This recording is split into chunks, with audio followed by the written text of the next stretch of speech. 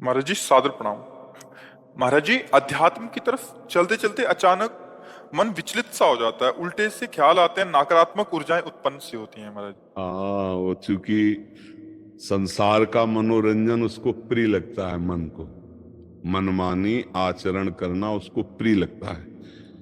उसकी गलती नहीं है, हम जहां उसको लगाते हैं वहीं वो राजी होने लगता है। अब जैसे अध्यात्म मार्ग में लगा रहे हैं तो इसमें जहां जहां वो लगा रहा है उसके विरुद्ध बात है। उसको भोग चाहिए, उसको हर इंद्रिय के मना खष्टान इंद्रियाणी प्रकृति स्थान कर सकी, 5 ज्ञान इंद्रियों के द्वारा विषयों में विचरने का स्वभाव बना लिया है। भगवान कह रहे हैं आप भगवान के अंश, ममैवांशो जीव लोके जीव भूता सनातना मना खष्टान इंद्रियाणी प्रकृति स्थान कर सती।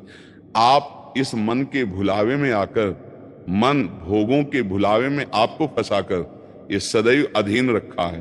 अब अध्यात्म सुनना शुरू किया, अध्यात्म चल तो अध्यात्म में मन को वश में किया जाता है और अभी तक आप मन के वश में रहे।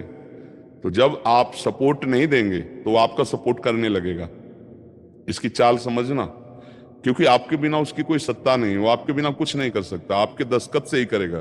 जैसे हमारा मन कह रहा मैं देखूं, हम कह रहे नहीं देखना है, वो 100 बार कहेगा देखो, आप कहोगे नहीं ये देखो, अब वो लग जाएगा जिधर आप लगाओगे, पर वो कुछ समय तक लगेगा, फिर वो आपको वश में करने की कोशिश करेगा। और वो जब आप ना करेंगे तो आपको जलाएगा। अगर उस जलन को सह गए तो मन को अधीन कर लेंगे, और नहीं सह गए तो मन आपको अधीन कर लेगा। ये खेल चल रहा है। प्रायः सब मन के अधीन ही होते हैं। मन को कोई चेला बनाने वही सच्चा गुरु। दूसरों को तो चेला बनाना सहज है, मन को जो चेला बना ले वही सच्चा गुरु। मन ने सबको चेला बना रखा है, नहीं बना रखा? जैसा जैसा कहता है वैसे ही करना पड़ता है। और बड़ा बात यह है कि मन को हम जैसा कहें शास्त्र आज्ञा से वैसा चला ले, सो महात्मा, वही गुरु, वही भक्त। नहीं तो भाई भेष चाहे जो हो, पर मन के अधीनता से मुक्त होना बहुत कठिन होता है। कोई बिरला मन को अधीन करके भगवान की प्राप्ति करता है। तो आप लोग उसी बिरले में हैं, क्योंकि अगर सत्संग मिल रहा है, साधु संग मिल रहा है और अध्यात्म की बातें सुन रहे हैं, अध्यात्म में चल रहे हैं, तो हम ये नहीं कह सकते कि हमारे ऊपर भगवान की कृपा नहीं। कृपा है, पर हमें विचलित नहीं होना। कम से कम ये बात आप स्वीकार करते हैं कि कभी कभी वो हमको गिराने की कोशिश करता है, अर्थात आपका बहुत सहयोग देने लगा है। तो एक समय था कि हम पूरे उसके अधीन थे, आज है कि आधा आधा हो गया है। आधा वो हमारे अधीन हो रहा है, आधा अपने अधीन करना चाहता है। तो चढ़ाई और चढ़ते जाओ, उसके पॉइंट कम करते जाओ, अपने पॉइंट बढ़ाते जाओ कि अब 60%, अब 65%, अब 70%।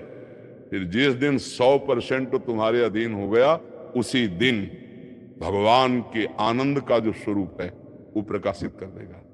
अब ये लड़ाई बहुत जोर की है, छोटी मोटी लड़ाई नहीं है।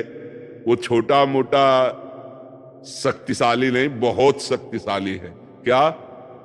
आपको सपोर्ट देगा, राधा राधा राधा, फिर धीरे से आपके सामने रखेगा। देखो इतने दिन जब करते हुआ कोई सुख तो नहीं मिल रहा, इसको भोगो, अभी आनंद आ जाएगा। और देखो ये भोग आपके पास व्यवस्थित है, देखो ना, अभी आनंद आ जाएगा। अच्छा, अब रुका राधा नाम, अब वो उस भोग में ले गया। अब राधा नाम जपना चाहोगे तो अच्छा नहीं लगेगा, अरुचि, वो अपने अधीन करता चला जाएगा। कोई विवेकवान गुरु कृपा पात्र इसकी ये चाल समझ जाता है, अरे अरे मुझे तो पुनः फंसा रहा है, गिरा रहा है। नहीं नहीं नहीं, राधा राधा राधा राधा राधा राधा राधा राधा राधा, तब बचा जा सकता है। ले ये बहुत प्रवीण है मन, बहुत फुसला के फंसाता है। ऐसे